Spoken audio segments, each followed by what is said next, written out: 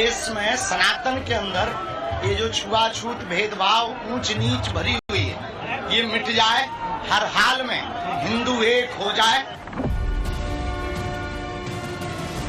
हम सब मंदिरों में जा जा करके हिंदुओं को एक करने के लिए, भेदभाव और छुआछूत को मिटाने के लिए हर शनिवार मंगलवार को सेवा करेंगे।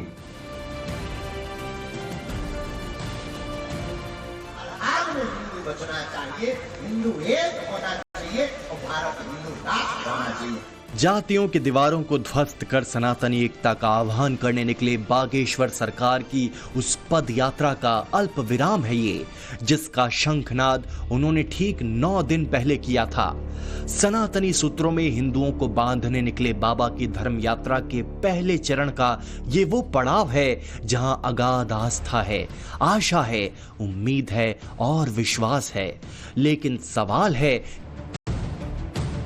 कि बाबा अपनी यात्रा के उद्देश्य में कितना कामयाब हुए। क्या इस यात्रा के बाद हिंदू एकता का उद्देश्य आगे बढ़ा, या फिर तमाम यात्राओं की तरह ये भी यूं ही खत्म हुई? लोगों के मन में उठ रहे इन सवालों का जवाब बाबा बागेश्वर सरकार ने संकेतों में कुछ यूं दिया। लोगों के अंदर का हिंदू कहने का जो भय था वो भय कम हुआ है। बोलने के लिए थोड़ा सड़कों पे आए, समझा है, जाना है। अभी जागे नहीं, जागते तो फिर हमें जगाने की क्या जरूरत है?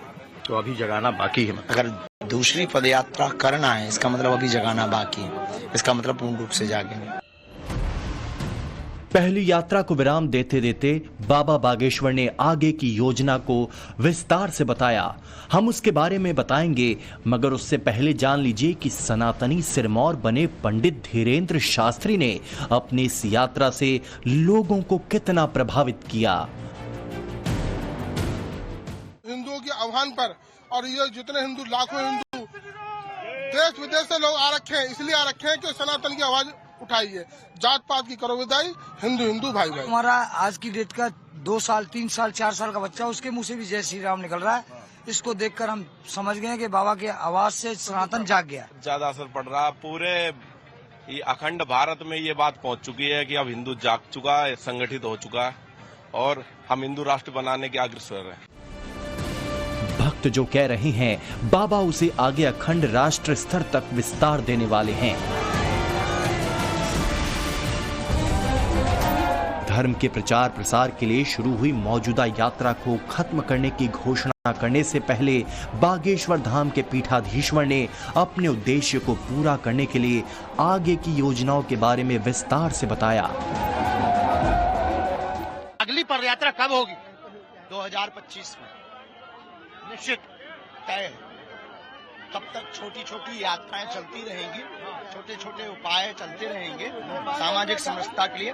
और 26 फरवरी को हम 251 बेटियों के विवाह में 108 आदिवासी बेटियों का विवाह करवा रहे हैं। और इस बुंदेलखंड से हमेशा एक खबर आप दिखाते हो कि दलितों को घोड़ों पर नहीं बैठने दिया, तो इस बार 251 दूल्हों को हम घोड़ों पर बैठाएंगे।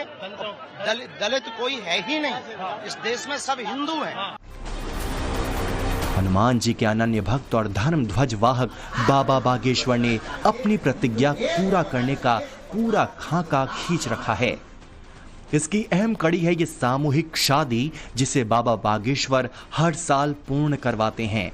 जातियों को खारिज कर सनातनी शब्दों का इस्तेमाल करने वाले बाबा गैर हिंदुओं के पुरखों को हवाला दे रहे हैं, साथ ही पड़ोसी देशों के हिंदुओं की भी फिक्र कर रहे हैं।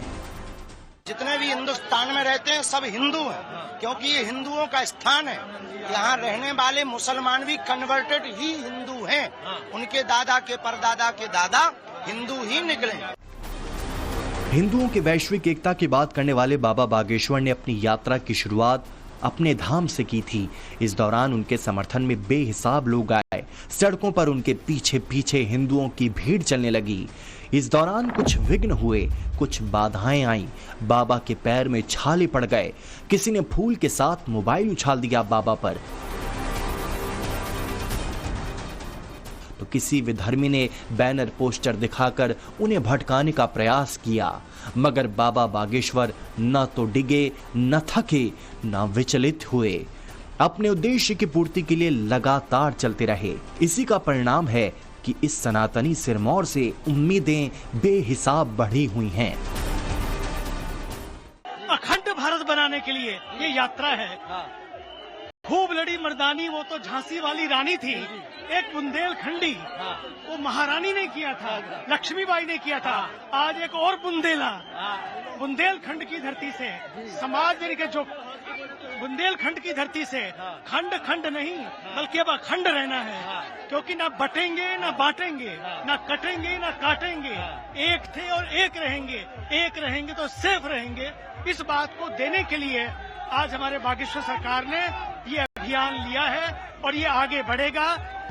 21 नवंबर को बागेश्वर धाम से अपने कुछ भक्तों के साथ निकले थे बाबा बागेश्वर।